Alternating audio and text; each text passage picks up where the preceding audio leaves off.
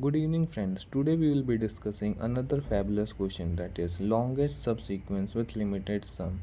That is a problem on Leetcode, that is 2389. Let us understand this question. Suppose we are given an integer array 4, 8, 7, 1, 6. Okay, this is my array or a vector, you can say anything. And I have been given a query vector like suppose 1, 3, 7. So what I have to do is I have to check that how many subsets are possible in this element. Like I have to find the size of the maximum subset which will satisfy this condition, that its sum will be less than or equal to this value. Now for 1, if I will check, I will see that only one element is possible, that is 1. So for this the answer will be 1. For 3, if I will go again and again check, then also one subset is possible, that is 1 only, and its size is 1, so I have put here 1. For 7, if I will go and check, I will see that 1 is possible, 6 is possible, 4 is possible, 7 is possible. And how many values are possible?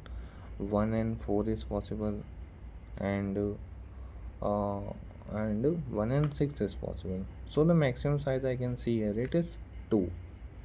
So this will be my answer vector. Okay. Now see here, what is the problem? In some questions we are given numbers which are in a random order. So what here is important? I not have to check whether this subset is a part of my answer array or not. I just have to do the number, that is the size of that subset. In such questions where the numbers are randomly given and I have to check for some multiple till a particular condition, in such questions I do nothing but I just sort my given array. I'm sorry, this is my given array. I will do what I will sort my given array. If I will sort my array, I will be getting 1, 4, 6, 7 and 8. Now what I will do is that I will make a prefix sum array, that what will be the sum till that here, that here it will be 1, here it will be 5, here it will be 11, here it will be 18, here it will be 26. Now what I will do, I will just go and check that if this element, the sum, possible sum of one element is equal to or less than that, or less than, no, it equal to or is equal to or less than the query element, then I will come till here only. Suppose I take 1, yes, it is equal to. If I go 5, no, this is not possible. So what, the size is 1 is only possible, because here 0th is the index, so I have taken only 1. For the 3 also, if I will come, I will be getting again the same, that only one size is possible. And for the 7, if I will go, I will see that 1 plus 5 is 6. Then if I will be adding the third element, I will be getting an error. So the maximum possible size is 2. So you must have understood why I have sorted my array and why I make a prefix sum. And the third condition will be nothing but that what I have told you. I will make a loop over this and this, and I will check my particular condition. So now I will teach you the code for this. So just see, suppose that int n is equal to our original array num size, or vector you can say, and my m, that is my queries size, queries vector size, and I make another vector, that is answer, that will be holding the maximum possible size of the uh, integers, which will sum will be less than or equal to the element in the queries.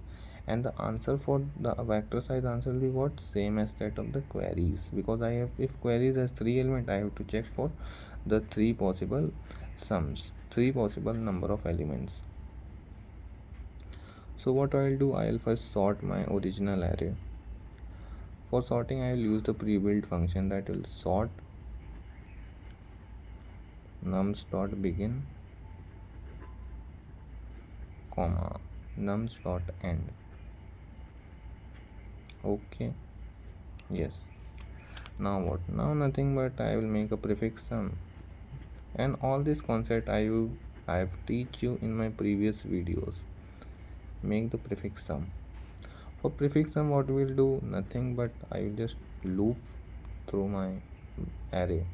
For int I is equal to 1, I should be less than n, I plus plus, and then nums of I will be equal to nums of I plus nums of I minus 1. Okay. So I have make my prefix sum array, and I have updated it in my original array itself. Now I will make a loop for int I is equal to 0, I should be less than m, and I plus plus. I will iterate through each element in the query, and what I will do is that I have to check the length. So I will initialize a length variable with 0.